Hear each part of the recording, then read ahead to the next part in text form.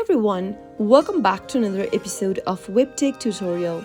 In today's video, I'm going to show you how to activate Siri on iPhone. Watch the video till the end and don't forget to subscribe to our channel by hitting that subscribe button.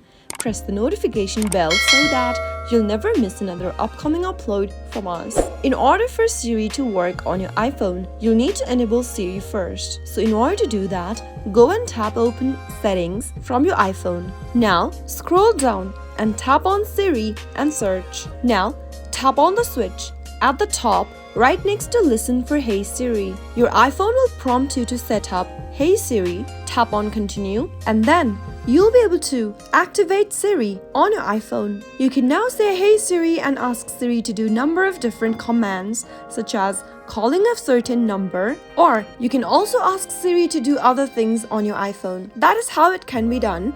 I hope the tutorial was helpful to you. If it was, go ahead and give us a thumbs up. I'll be back soon with more videos like this. Thank you for watching.